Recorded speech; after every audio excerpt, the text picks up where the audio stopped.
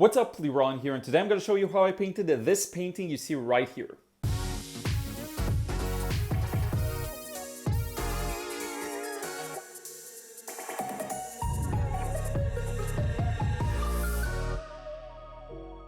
What's up, Liron here. Thank you for joining me in another video. And today I want to show you this painting process, okay? A bit of a complex painting that I started working on last week.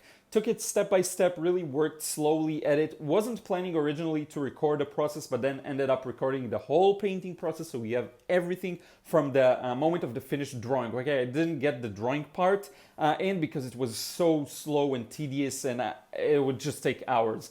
So in any case, what you're gonna see is how I'm dealing with a scene that's actually similar to the interior painting I showed you a couple of weeks ago. So if you liked that one, I really hope you're gonna like this one, because as you can see, it's dominated by dark values all around, except for the main point of interest, which is the building outside and the person here mainly carrying the stuff into the store. Okay, so I hope you're gonna enjoy this one. A bit of a complex process. Another important lesson to be learned from this one, I'm gonna talk about it when wrapping up the video, is how sometimes you have to drop perfectionism and work with what you've got, okay? So without further ado, let's start with the process and you'll slowly come to realize what I'm talking about.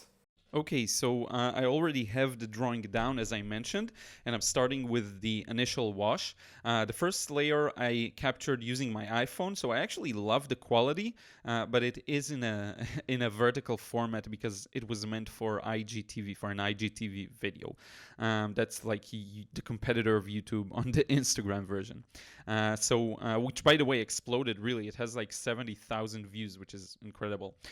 So what I'm doing now is the first wash, and this is a nice like variated wash. So I started out with a bit of cool purple, then I add a bit more red, and hopefully it gets to show you how I work on those kinds of initial washes. A bit more blue towards the window. I just vary the mix as I go along. This is the outside, this is actually the sky, so I'm putting a strong blue there. A bit of yellow on the building. Now, a lot of people, that's like my number one asked question: how do I choose the colors to use? So I just limit myself to 3 primary colors, and this is a trio that I'm very well familiarized with. So it has the phthalo blue, it has quinacridone rose, and it has the nickel azo yellow. So I don't have to think about it too much. I know these 3 colors work together, and all I have to do is just vary it. So a bit of more red here, a bit more yellow there. Now, I like to show the individual colors. So you see I'm using strong reds, strong blues, strong yellows. This is because it adds a lot of grace to the final piece. And you'll see me, the more I go down and get into the foreground, I'm putting purer, stronger paints, like a strong orange down at the bottom there, which is quite frankly the part that excites me the most. These kinds of washes I do standing up because I feel more full of energy doing it. It just feels better range of motion for my shoulder. And then later on, when I get to the finer details, I sit down. At this stage, I was also standing up. Now comes a bit of a more complex wash, because the first one, and it's already dry now, the first one was really all about just having fun, keeping it wet and light, adding a lot of color variation. And the colors may seem faded now, but if you would have looked at them in real life, they're much more saturated. So it's kind of an illusion because of the strongness of the wash I'm putting now, combined with the camera and the light conditions, you know. So now I'm trying to read how to continue with the painting, and I'm just comparing what I'm painting to the reference. I'm trying to see where I have to push it darker, where I have to keep it lighter. Now, generally speaking, this is a lesson I learned in the previous interior painting. And interiors have this thing that if there's a strong sunlight from the outside, then you get a very almost burnt white light from the window, and the inside is just a lot of darks with variation in them. What I tried to do in the larger interior piece that I did a while ago, and I showed you here as well, I tried to merge all of the second wash together as well, like the first one. So the second one was also meant to be merged, and then I got a lot of backgrounds and I lost control of the paint. Here I'm doing something a little different. I'm actually isolating the different shapes in the painting and working on them individually. So you see me skipping that beam on the ceiling.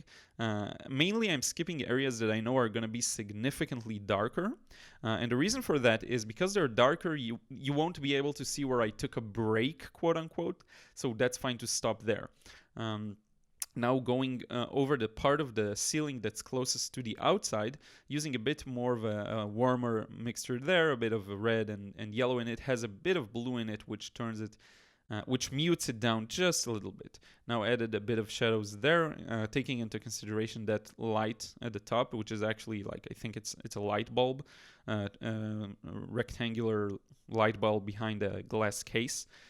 Now these parts are important, okay? This is where I bring the contrast from the interior of the store to the exterior to the outside. And you'll see that it looks dark now, but it's going to dry much lighter, and I will have to layer and glaze a couple of layers on top of that to get the effect I want. What I'm painting now is actually a sign that was on the window, so it's a bit darker because it obstructs the light from getting to us. So yeah, I'm using my Raphael brush. This is a good one if you want to cover large areas and you don't need as much accuracy. You kind of need to learn how to use it. It took me some time to feel like I'm closer to mastering it because it's very soft bristles. So unlike and the tip is less defined like in my silver black velvet. So it's really good to cover up large spaces. This is my favorite all-time brush for initial washes.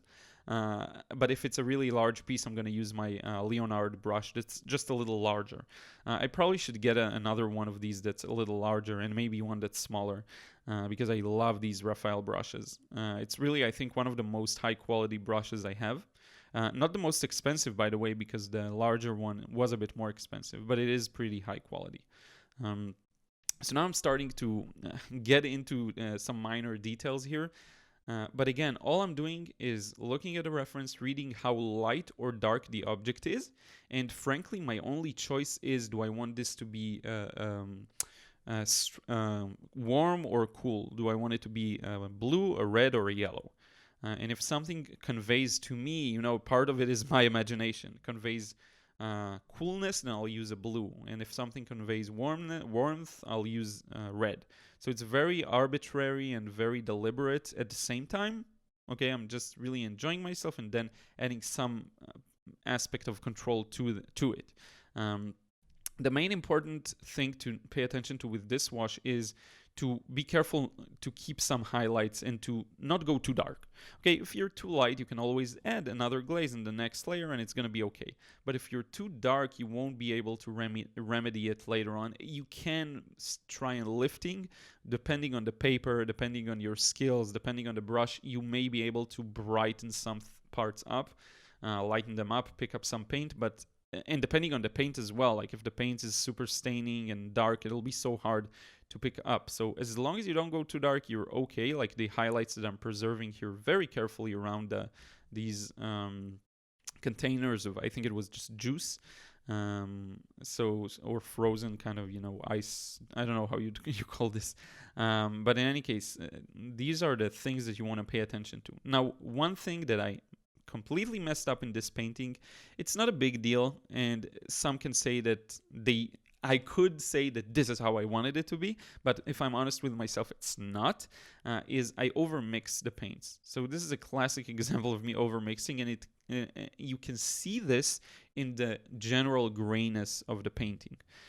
All of the top washes of the ceiling, the juice thing, the walls, everything here, even the floor, as I'll get to it, everything is gray, it's muted, and it wasn't my choice, okay? It wasn't what I wanted. And I'm actually going to share with you a video real soon showing a painting that shows a bit of a similar scene in a sense of it was also in a market, but it was outside, and it had a lot of contrast in it. And you'll see it's quite the opposite. You have strong colors there. You can see the individuality of the blue and the yellow and the red and green, and not green in that case, but you can use green if you want to.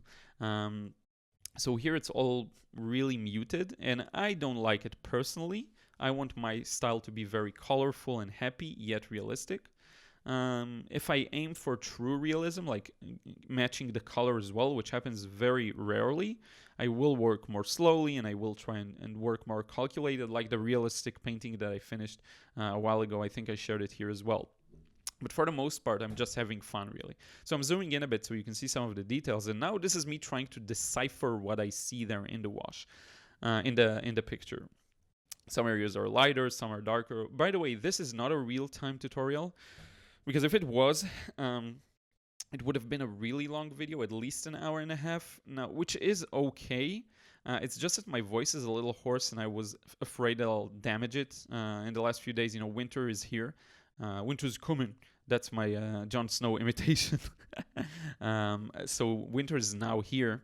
And I don't know, it's just everyone's sick. And somehow I cut something. So my throat is just a little achy. And I don't want it to worsen. So unfortunately, I may post like a full longer process in the future, but it's really just a long process. And it's like the initial wash alone, to give you an idea, took 16 minutes. And then you have all of the small details. So in any case, if you are interested in the full one, I can do that in the future. I can share it with you. I just think some paintings are better for the fuller tutorials and some are better for shorter ones, like short, 45 minutes. It's not really short, but it's okay. So now I'm slowly going over this. Now I am trying to preserve some of the color I see. I noticed a bit of red there above the awning, and I wanted to preserve that. I'm putting in some details on the building here. This was extremely difficult because everything that's outside is so light that it should look a bit burnt compared to the inside. Now it will be hard for you to see it at this stage because I haven't finished the interior part. But once I add a bit more shadows to it, you will immediately see how it pushes everything I'm working on now to the background. But I also think I could have done a better job with the background. When I really think about it, the other scene I told you I just finished that's similar to this one is a perfect representation of what I could have done better here. What I love really is to simplify what I see, to make it a little, to merge a lot of shapes and things like this. And here I wasn't really able to do that. My interpretation of the scene was very literal. If I saw a shape, I painted it, and then the shape next to it, I painted. I didn't interpret too much in terms of these two values are similar, let's merge them. And the thing is, this helps simplify the scene. It prevents it from feeling too crowded, and then your eyes can travel more easily. And also your brain kind of fills in the blanks and is able to interpret everything it sees. And here, my interpretation of the scene was very literal. Like the buildings here, I'm showing each and every detail of them. I don't like that as much. So my values are kind of on point. The drawing is fairly accurate.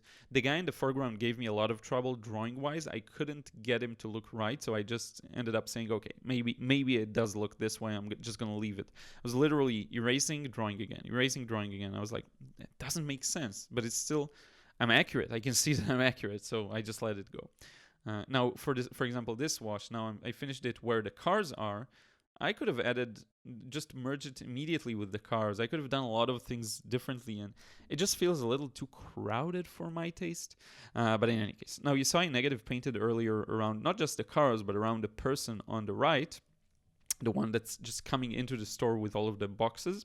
So this is a major part of the painting. It's like a central, I guess, area of focus, focal point, focal area, whatever you want to call it. So I wanted to make sure that I nail it properly, and I was really careful with the negative painting. And also what I'm going to do in just a moment is add the the sharp shadows on him. Not in just a moment, it's going to be much later, but adding the shadows on that will create a strong contrast with him and the boxes and the lit area, and it's going to look hopefully really cool. So yeah, mixing, lots of mixing, over mixing. You see a lot of gray, a lot of muted green, a lot of muted purple. Everything's muted. and this is one thing I want to work on, making sure it doesn't happen as often. I think part of the greatness of someone with a lot of experience, now I watered this down a bit, it was too strong, is the ability to interpret. So for example, you look at a painting you look at a scene that looks impossible, it has so many details, but then you look at someone very talented like Joseph Zbukowicz, someone who's very experienced in simplifying what they see, and they just reduce it to the bare bones and it looks so good. And you're like, how can I do that? How can I reduce it to? And there is no way, like, you can't really copy them. You have to develop your own approach, and not develop your own approach, but you have to look at the scene yourself and reduce it yourself. That's the thing. So if you're following someone else's painting process, you're literally given a map, and they give you the method and how to do things, and then it becomes easier. And I actually have a really good analogy to that. So if you've been playing the guitar or any music instrument, I think, but the guitar really stands out for me because I felt it myself. And you try to play a riff or some kind of a part of a song, and it's really hard, and it's really challenging for you, and the fingers need to move all the time. But then you look at someone with a lot of experience, and they are able to use their hand a little differently in a way that turns the process into much simpler. So you can just move one finger, as long as your fingering is right, like the way you put all of the fingers on the frets. As long as if you move just one finger into a different fret, everything shifts and you play the chord like you should have. Okay, so it just makes it easier. And if you don't know, if you lack experience, you won't be able to know that you could do that. So making the process easier for yourself by means of interpreting the scene, or in this example, interpreting the position of your fingers, then it just makes all the difference. Now the magic is not to have someone else tell you what to do, but to learn how to do it on your own. That's what I think, at least. So this is what I'm trying to do. Now I'm coming back into these areas that I told you I left earlier. I left them, I skipped over them to make things easier for myself, and because they're darker, so no one will notice that I took a break there. And I'm using my large Leonard brush and filling it up the areas. I didn't go dark enough, not necessarily by mistake. It's just that sometimes it looks dark and then there's too much water in it.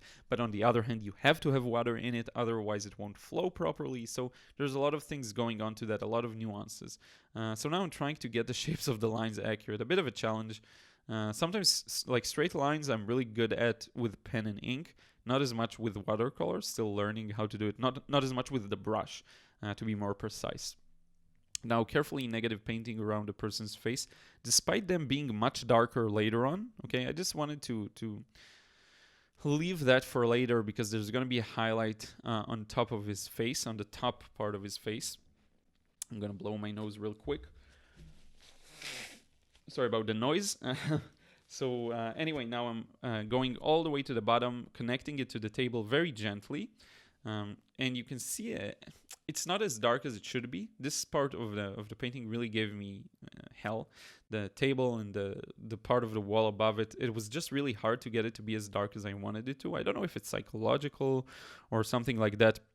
Maybe I should have built it up with more glazes, and then I'd feel more comfortable or confident.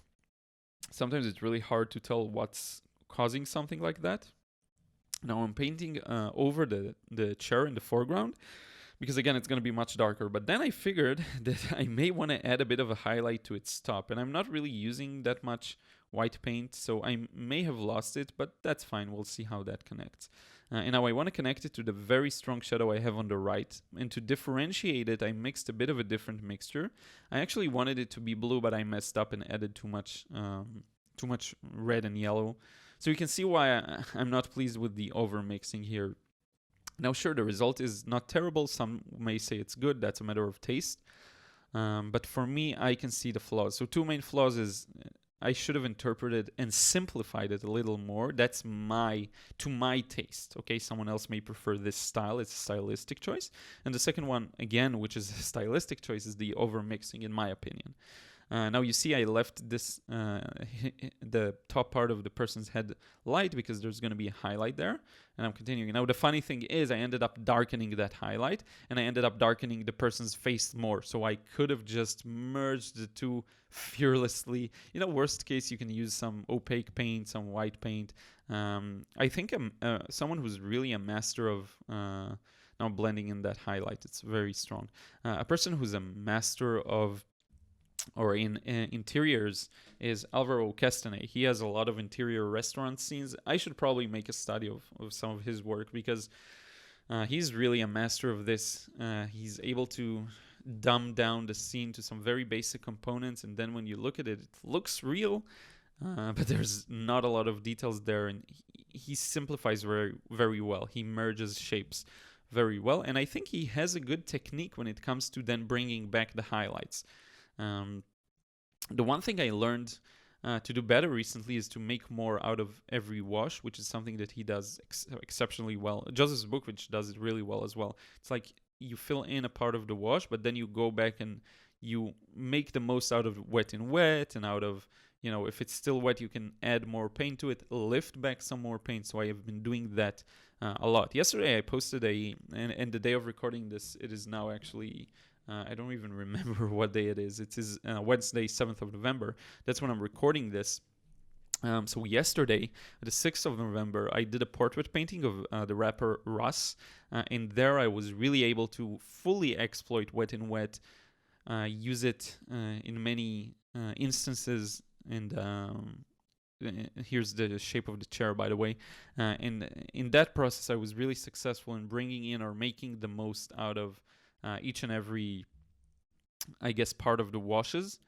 So yeah, now I let it a few minutes, I allowed it a few minutes to dry, so the chair is a little drier, and you see once it dries, it really is lighter, significantly. So everything needs to be darker here. The trash can that I'm working on now, the chair will end up being darker, the floor as well. So now I'm interpreting the light that I see here, and there's just a lot of illusions when it comes to light and shadow, and I slowly learn. Like yesterday's portrait really helped me with better seeing this. A part of the person's face looked like it's much lighter than it was, and then it's a very common mistake for beginners and intermediates to blow up the highlights, make them too light. So you get a very light and dark, very high contrast when it's not necessary. And that can often hurt the sense of realism. And with a portrait, it can also hurt the similarity because you just lose some of the accuracy you've had. So this is something I'm hopefully improving in. Seeing the value for what it is really challenging. Seeing how light or dark something is for real is very hard. For example, this window, I really kept it very light. Now I saw that I have to darken it up, so I put in a bit of blue. It makes sense, it's outside. I wanted it to feel a little cooler. Notice how all the blue really brings the warmth out in the building that's in front of us. Okay, that's one thing where it really helps. Now I'm slowly darkening things up, and this is really the messy stage of the painting, not necessarily in terms of the result. We talk about the ugly stage and all of that, but not necessarily in terms of the result. It's the messy stage in terms of me not knowing what I should be doing. And that can happen quite often. You feel lost, you don't know how to continue. So what I do at this stage is I go over the painting like a scientist with my swatches, and I compare and I check. Is this part as dark as it should be? Is this part as light as it should be? And I find any inaccuracies and I try and fix them. Then I may take a few steps back from the painting, look at it from afar, and notice any macro inaccuracies, like maybe an entire area of the painting should be darker or lighter. And then I try to figure out what to do about that. Okay, so it's just a very long and arduous process with some scenes. Some you get it immediately, and then it feels like magic. And this is, I think, the greatness of the masters of watercolor, the watercolor medium, is the ability to get it right the first time. Like a good example of this is Edward Seago. He's really a master at getting it right the first time and playing around with wet and wet immediately and get it accurate, and then let it go, and he's done with a part of the scene, which I find incredible. Like the way he renders things, he got it right the first time, and that's something that you have to gain experience to do. I'm definitely not there. I'm not, I'm using the crutch, quote unquote, of doing things more slowly with glazes and working a little slowly. That's, some may call it a crutch, some may call it their work method. That's fine. I don't see anything wrong with that. For my style, I'd like the paint to feel fresh and to feel like it was laid there on the paper on the first go. Okay, so that's one thing that's really a current challenge for me. Cars from afar are a big challenge for me. If I can see the details, I'm a monster with painting cars. But with this, I don't know. It's a bit of it's a bit harder. And again, trying to balance it out with the rest of the painting, because I want to make sure that part doesn't pop too much, because it's in the background and it's in the burnt, quote unquote, part of the painting. Why burnt? Because it's so light. Here I'm killing off that highlight. It's so light compared to the interior of the store, so so you don't want to get into too many details there. By the way, I just fixed some of the cables that I'm using on my desk right now, and it looks so much better. I fixed like the phone charger cable, I fixed some of the cables to the table, so now they look much better. The microphone, it's much more organized, and it just feels better on the eyes. So yeah, I'm sitting in a rather dark room with it's now 12 p.m. but I'm still sitting in a dark room because I shut all the shades, because there's a strong noise from the outside. Someone's drilling, and when you close the blinds, it helps with the noise, and I closed all the windows, so I feel really isolated. Now here's the really bad part. I wasn't able to get this to be as dark as I wanted to. I don't know if it's lack of courage or just me not being enough in the moment. There's actually a day in between the previous parts of the painting, like I stopped and then continued the day after, and I hated that I couldn't get it to be as dark as I wanted to, and I kept constantly comparing to the reference, and I'm like, am I doing this wrong? Why is it not as dark as I want it to be? So I don't know if it's something technical or I just didn't mix thick enough of paint, but near the end I was able to fix it a bit more. Now the ceiling is much darker, as you can hopefully see in the reference, so now I'm going back there and darkening it up, and it's natural that I'll need to darken it up. Don't forget it was the second wash where we put it in there, so yeah. And then you have to sometimes go back again, wet in wet, to get some parts a little darker than they should be, like I'm gonna do, I think, in just a moment. And that's just part of, if you don't get it right the first time, you have to pay the price and fix it up. And if you get it the first time, then it can add to a beautiful, beautiful result. The fluorescent lights, I just found them really challenging. I wasn't sure how to put them, how to get them in. I lately also, I find myself using the water spray as a spray bottle a lot, because I have to re-wet the wash to keep it alive, so that I can add more or lift back up. And that's all lack of skill, really. It's again, you can look at it as another crutch. I wouldn't necessarily, because it's a tool that helps you, but still, like the ability to put it down and be accurate the first time, I can't emphasize it enough, really, and it's something I'm working on improving. It's really important for me. Now I'm going to go back over everything that's not dark enough. I hate these kinds of parts, but you have to get things darker, and I don't like the feeling of not getting it dark enough. And I know a lot of you can relate to that, because that's a big challenge when you're getting started. But when you're advanced and you still, sometimes you're like, it's not dark enough, it's still not dark. That's even more annoying at times, because you know immediately that you do it, but then you don't know how to stop it. So in any case, yeah. But the part that I do enjoy in this, and I'm gonna do in just a moment, is the person on the outside with the boxes. I'm gonna later add some details to him, the shadows, and this is the part that I enjoy a lot. Darkening things and not being successful at it, I don't enjoy as much. Getting things right is more fun, no doubt. And to be fair, this is a complex scene. It takes a lot of thought to simplify. The drawing wasn't simple at all as well, and there's just a lot going on, so... and I think technically it's also a bit challenging to get the washes right, and it's hard technically and interpretationally. So yeah, and we're about, I'd say, we're well over half the process. We have about I think 15 minutes more. I'm actually starting to think about what I'll eat because I'm getting hungry. And yeah, so now darkening, and you can see I didn't darken it enough. There's still too much water. So I'm going back, darkening more. There's still too much water. Going back, darkening more. I don't know what happened to me with this process, really. Now I also have a few corrections to make with the person's hand. I didn't cover part of it, and then it reads a bit off. It's a bit hard to tell where it is, so this is something I'll fix in just a moment, and hopefully it'll make it look better. Now the thing, I wanted to leave a bit of a highlight on the top part of the chair's different parts, I guess.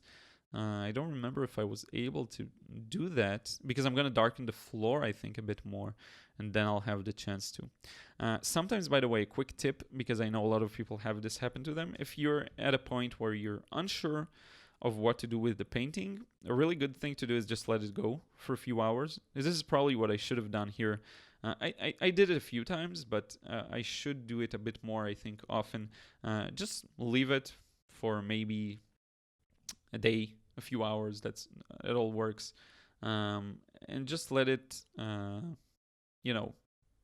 cook in your mind, just because later on you're able to see things in a different light. Just come back with a fresh pair of eyes, and then you get it to look a little better. Sorry, that was my phone falling.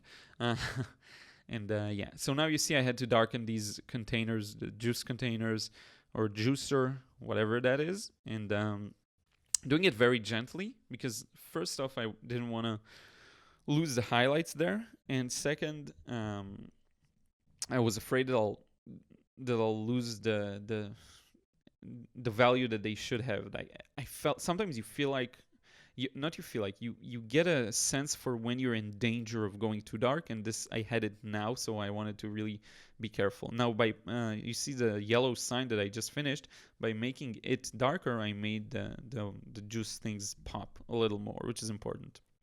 Now the window on the left, I looked at the reference and I'm like, it should be darker, so it's not as light and as striking, so I darkened that. And now actually comes my favorite part, which is the person that I was talking about, so adding strong shadows. I just use pure blue, almost pure for the shadow here. You may not notice, but using, like the shirt is blue, but because its left part is so light, you can barely see that it's blue. But by adding a strong blue to the shadow, your mind interprets the whole shirt as blue, and you may notice it happening right now. So that's a really cool thing. So even if the light value has doesn't have a strong color, the shadow can often indicate to the person viewing the painting what color it is. Okay. Now one more thing I need to add is some of his facial features. I just added a bit of the shape of the face, but I'm gonna add a hint of the eyes and the eye sockets. I would say you can't really see the eyes here. It's more of the shadow cast by the eye sockets. But I just wanted to merge these shadows in of all of the boxes and the cardboards, and hopefully it reads well. I'm gonna add a bit more shadow to it in just a few moments. And now I'm just lifting a bit, dabbing a bit back. It was a bit too dark, and started merging into something else, I suppose. And I'm really putting in the lower part of that, the thing he uses, like the thing he uses to lift them. And then there's a strong shadow underneath it, which is really important to get in there. And hopefully, like, even if you squint your eyes a bit or take a few steps back, you can already tell he's carrying a few boxes with him. I think this part of the painting reads really well, and I'm happy for that. I think his leg should be a little more to the right, so I don't know if I don't remember if I corrected, but here are the eye sockets. Very gentle. You have to be really gentle in these sizes. I also added the nose in, the right part of the head, a bit of the collar. You can see under the shirt, below his chin, you can see some of the neck and collarbone. And now I'm adding the shadows that will separate the boxes. It's still a bit wet, which is good for me because I wanted it to merge ever so slightly in. And by that, being gentle. When you do the shadows wet and wet, they end up being a little more fuzzy and gentle, which is a nice effect. Because if you look at in real life, shadows tend to have a fuzziness to them where you can't tell exactly what you're looking at. So now I'm darkening all the floor, and hopefully I'm negative painting. That's right above the top parts of the chair. You see I left a slight highlight there. to show that some part of the chair is hit by light coming from the outside. I'm going to do the same here, just a sliver of light above the dark part of the chair, darkening the shadow under the trash bin as well. And at this point, really, we're close to finish. All I'm trying to figure out is what do we have, about like 10 minutes, I think, or 8 minutes. I'm just trying to figure out where the inaccuracies are and to try and fix them. And also, we have a few details to add to the walls, which I'm going to do in just a moment. You see there's a shadow here that I still haven't gotten. There's a shadow for some reason there. I'm going to kill off some highlights that are not necessary. There's a shadow on the side of this ceiling, what I'm doing right now. Very tricky, because some parts of it are darker, some parts are lighter. So I really try to get them to look accurate, basically. Then there's a bit of a shadow there behind him, killing off that strong light, because everything inside should be darker than the outside. That's, I think, part of where my inaccuracies came from. And now I'm comparing, and it looks okay. I'm comparing to what I'm looking at on the monitor, and it looks quite accurate, but this part, the pole behind the person, is not as dark as it should be. So I don't, and the highlights, of course, at the top should be darker.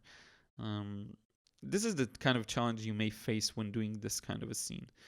So now I'm mixing color to either darken the highlights there, or also there's a bit of shadow near the top where the wall meets the ceiling. There's a bit of a shadow that I wanted to indicate, and also where the window meets that kind of a wall there. There are the markings of tiles on the wall that I wanted to get in, and on the lighter part of the wall as well. These are really important in conveying the perspective, okay? If you want to convey perspective, you have to have all of these things match the perspective, adding a bit of tiles on the floor, which are a major part, and then figuring out, of course, this should be darker yet again. Added some more dark paint to it, and usually the phthalo blue can reach very dark values, but I guess I was just watering it down too much without noticing. So as you can see, this happens to me too, and it feels overworked. You can tell that it has been overworked. These are the types of things I should have gotten on the first or second go. So yeah, so that happens to me as well. I lost a bit of the highlight, so I dabbed it back, put it back on. Now adding a bit of red there to the bottom of the wall, and hopefully I may add the details on the wall again, or I'll just, maybe they'll show through, I don't know. It's been like 2 weeks since I finished this one, or maybe 3. I'm just working so hard that I look at a video and I'm like, oh, I posted that 5 days ago? I thought it was like a month ago. You know how sometimes you work really hard and then time moves slowly, but it doesn't move slowly on a micro, like day to day. My days go by really fast. But the days themselves, it's like, oh, it's only been like 5 days. I feel like it was a month ago. You know what I mean? So when there's just so much happening every day. This is why, by the way, today I'm taking it a bit easy at the day of recording this. Because yesterday and the day before I worked really ferociously. Now I have to balance it out a bit, see some sun. I don't think I went out at all yesterday to the sun. So I am definitely doing it today. And yeah, this is part of why people get sick in winter. There's just, you don't spend time in the sun. And I'm so grateful that I live in a country that has sun. So yeah, now this part should be darker, much, much darker. So I'm adding yet again more paint. It's really tricky sometimes, and we all have our weaknesses. My weakness is these kinds of scenes. But it really goes to show you that if you want an accurate result, you just continue trucking through, adding more details, more glazes, lifting where possible, equalizing and balancing the values where you need to. It really is just something you have to take your time with. This is why also I say don't give up on paintings, because some paintings may look like crap for the first 2 hours, and then in the last 10 minutes you wrap it up together and it looks, you somehow connect everything and it works well. So this is why I wanted to emphasize that it's really about that. You have to push through. Otherwise, you won't improve as fast. That's the thing. And it's like, so what if a painting annoyed you? What I used to do really in the past when I would royally mess up paintings, Now it's like a minor mess ups, but when I used to really mess them up, I would just go crazy with them and use this as a chance to experiment with going crazy. And you can go back and see some of the videos where I talk about it. That really helped me actually, because for the first time I felt free.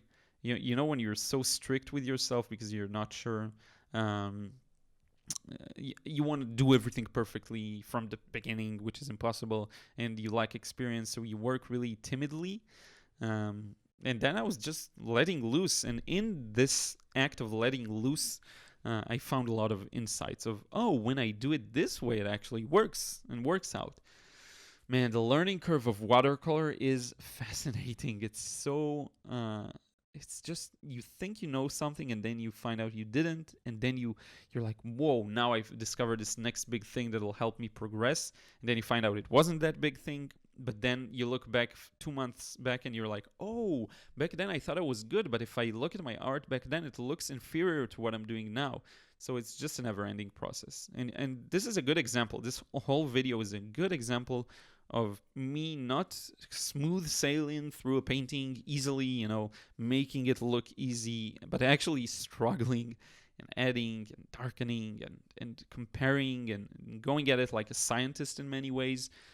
Because when art doesn't respond the way you want, you have to become a bit of a scientist.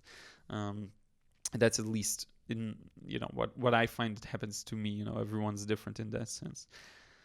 So now the final thing I think needs some playing around with is that the parts that are at the very foreground should still be darker. I'm not talking about the wall in the background or any of that. I'm talking about the person, the chair, the right part of this, glass window that shows the food under it. So all of these should be darker, and hopefully I'm going to merge this darkness into the chair, as you can see now. These elements should be darker, and aside from those, that's it. That's done. Like the person, I'm going to make him darker as well, I think. But that's mainly it. That's the process, and I really hope you enjoyed it. I think it ends up being well balanced, at least in a how do you say it? Like sufficiently. It's not as great as it could be. Now, funny enough, if you look at it now finished for the first time, like if you didn't see the entire process, you may see it in a different light. You may be like, no, it's actually really good and really accurate and it looks realistic if you take a few steps back. I'm so close to the picture that it's a bit hard for me to see, but I do appreciate that it is good. You know, I can appreciate that if you do take a few steps back, it looks pretty good. I just see the good and the bad. So, and this is what I try to do with every process, you know, in every painting. To see the good and thank myself and be grateful for it, and to see what I could have improved. So now I'm signing this, and I'm going to show you the final result in just a moment. And now we can wrap it up. I hope you enjoyed this one. Okay, so friends, we're done here. Very happy with the result. As you've seen, I could have taken my time and work on this for like another hour, and I'll still have tweaks to do and stuff to improve, but that's at some point it becomes counterproductive, and you don't really you just end up overworking the thing. So I'm gonna stop here. I really hope you enjoyed this one. I think the difficulty for me with this scene came from the fact that there is a lot of, just like the interior painting I did, a lot of variation in the darks. So we have this little sliver of lights and then everything is dark. So for me, the darker the scene is, generally speaking, and the more it is dominated by dark values, the harder it is for me to represent. It's something I'm still working on and improving, but hopefully what I was able to get accurately here was the sense of light, how this is the center of attention. This person and all of these elements here kind of move to the background, but it does read as the thing it should. I had to kill off some of that light, even though the picture did have it a little lighter, because it was interfering with my, again, main point of interest. So we have this main point of interest here, many points of interest, and hopefully it all works well and nicely together. There are a few details I forgot I may add later on, just a few wires, but that's not that important. I don't want it to be too dark here at the major point of interest. Let me hold it up a little closer so you can see some of the details, and then we can wrap it up. So you can see it looks a little lighter because it's in the light. And once I tilt it a bit, you can see something that's more close to its true value. There's a bit of blue here in the highlight on the man's shirt. Hopefully it comes across, at least in a somewhat accurate way. The camera, of course, distorts a lot. I've had some people tell me that off camera the paintings look much more vibrant and colorful. But in any case, I hope you enjoy this process, and now we can wrap up this video. So this is it. I really hope you enjoyed seeing the entire process. Again, very complex, I would say, painting for me. I felt a lot of challenges along the way. As you can see, a lot of variation in the shadows, but then the main point of interest is very light. It's an interior scene where you can see some of the outside and the light shines strongly. I'm very pleased with how this point of interest turned out, and the rest as well, but that was really the all around was the really hard part, but this was rather easy. Now with these kinds of scenes, once I remove the tape, and I'm not gonna do that now because I want to let it dry for a while, once I remove the tape, it will really look good because it's so dominated by dark values all around it. You see what I mean? So once I'm going to remove the tape and we'll have a clean line all around the painting, it's going to be really cool. Now, if you want to see that, make sure you follow me on Instagram because that's where I'm going to post. I'm going to post it on IGTV, but you can get there through my Instagram page. So make sure you follow me there. That's Liron, Liron, Yanil. I'm going to put it here somewhere so you can easily find it. So if you're not following me there, I update there like every few moments and minutes about what I'm doing, and you can see more of these kinds of processes. And this is where I'm gonna show you how I remove the tape, okay? Because I saved that for the Instagram videos app called IGTV. So in any case, I really hope you enjoyed this process, and I wanna thank you so much for watching and for your support. It really means a lot to me, and I feel like slowly I'm getting back to the grind of the YouTube videos and enjoying it a lot. My goal really is to provide as much value as possible, as much valuable information, as many valuable lessons and concepts and ideas that hopefully no one else talks about. I'm trying to really break down this watercolor thing in a way that hasn't been done before and really talk about the nuances. So I'm slowly learning how to do that and hopefully improving. And as I improve in my art, hopefully things will become better and better, okay? I wasn't planning on recording this, but then I figured that all of my long painting processes, I'm kind of giving the excuse of I don't want to turn on the camera because then I may lose focus, I may feel judged or something like that. And all of my large paintings turn out really nicely because I don't turn on the camera, but it doesn't work that way. And I made the decision, I'm going to turn on the camera and still work very patiently and slowly. And this is the result we got. So very happy with it. And hopefully you enjoyed it too. And with that being said, I want to thank you once again, and I will see you again in another vid real soon.